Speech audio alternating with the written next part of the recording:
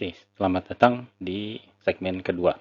Kita lanjutkan pengenalan mengenai model numerik ini untuk tipe atau jenis-jenis dari pemodelan.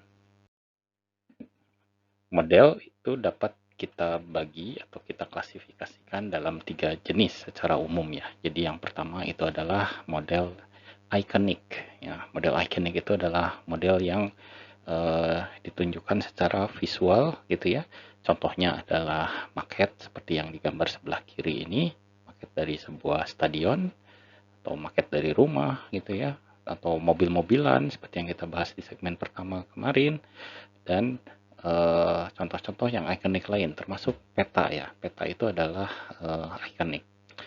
Kemudian model yang kedua itu adalah model analog. Jadi apa yang terjadi di alam itu dianalogikan dalam skala yang lebih kecil prosesnya biasanya ya. Contohnya adalah di gambar yang kedua ini yang di bawah, yang di tengah ya. Jadi itu menunjukkan suatu flume atau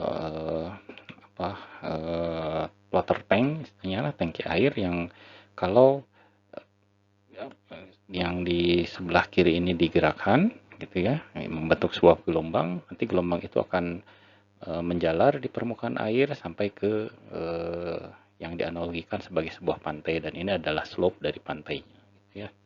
Ini adalah model analog. Model analog lain adalah wind tunnel misalkan ya, atau terowongan angin yang sering diuji coba untuk mengetes hidrodinamika dari sebuah kendaraan gitu ya, dan lain-lain.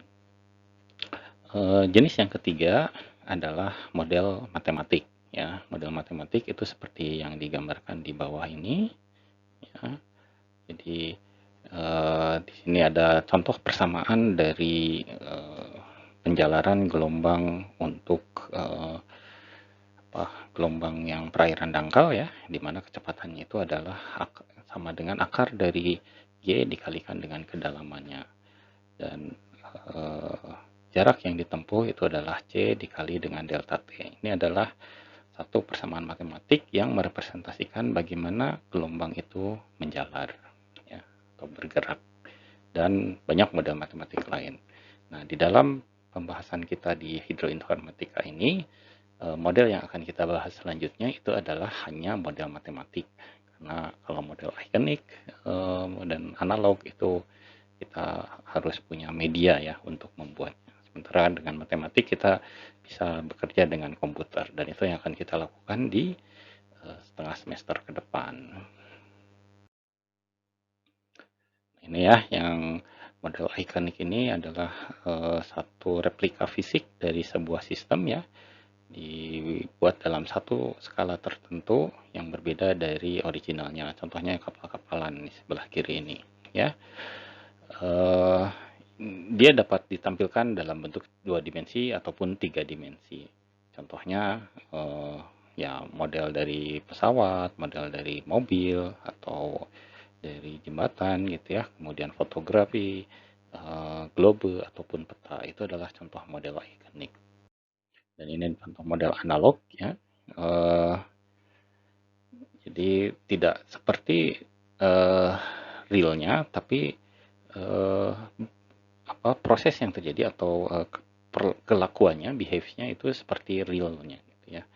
Jadi ini dipresentasikan dalam skala laboratorium dari proses fisik yang terjadi di alam. Contohnya tadi ya wave tank, kemudian wind tunnel atau flam gitu. Dan ini juga bisa juga disajikan dalam bentuk 2 dimensi, dalam bentuk grafik gitu ya, atau diagram dan lain-lain. Dan model analog ini lebih abstrak ya dibanding yang ikonik, karena ikonik itu langsung terlihat bentuknya seperti apa. Tapi kalau ini kita harus mempelajari lebih lanjut untuk mengenal sistemnya lebih baik gitu ya. Oke. Dan yang terakhir adalah model matematik.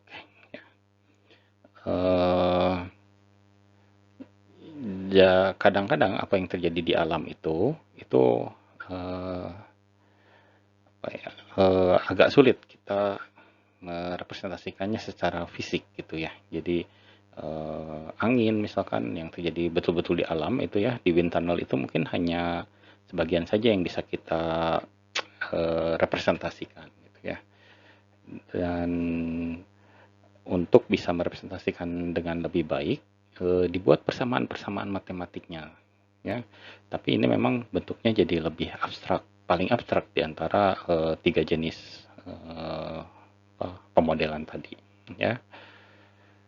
Dan untuk merepresentasikan apa yang terjadi di alam itu bisa kita pindahkan, kita rumuskan dalam bentuk persamaan-persamaan matematik. Contohnya ya, hukum pergerakan yang dimiliki oleh Newton ya, itu F sama dengan M kali A, misalkan itu adalah sebuah model yang menyatakan bahwa gaya itu merupakan fungsi dari massa bendanya dikalikan dengan percepatannya. Atau bisa dikatakan juga percepatan yang ditimbulkan itu adalah fungsi dari gaya yang bekerja di sana dibagi dengan massanya.